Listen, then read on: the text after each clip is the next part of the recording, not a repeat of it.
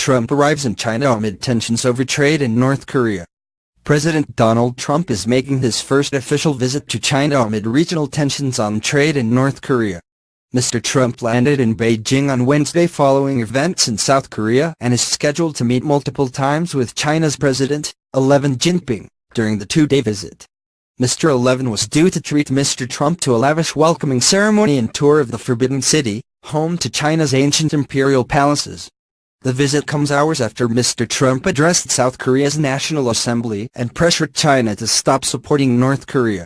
Mr. Trump made equalizing trade with China a centerpiece of his presidential campaign, but he has signaled that he may ease up in exchange for China's help with North Korea.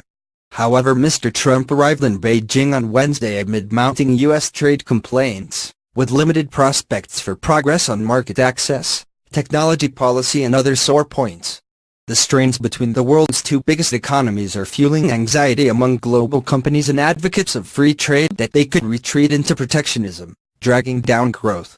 Washington accuses Beijing of backsliding on market opening promises, and Mr. Trump said last week that the U.S. trade deficit with China minus $347 billion last year is so bad that it's embarrassing.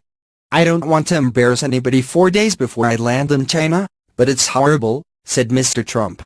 His government has raised import duties on Chinese aluminum foil, stainless steel and plywood, and is investigating whether Beijing improperly pressures foreign companies to hand over technology. If they discuss trade during the two-day visit, Mr. Levin's government is unlikely to offer enough to appease U.S. negotiators, said John Davies of Mir Research. That is likely to lead to more protectionist measures on the part of the U.S., said Mr. Davies. While Mr. Trump is looking to boost sagging public approval ratings, the Chinese leader enters their meeting on a political high. The ruling Communist Party added Mr. Levin's name to its constitution at a twice-a-decade Congress last month, giving him status equal to Mao Zedong, founder of the communist government, and Deng Xiaoping, who launched economic reforms in 1979.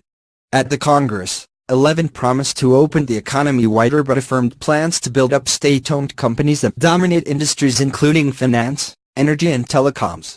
That, along with plans for government-led development of electric cars and other technology, makes foreign companies worried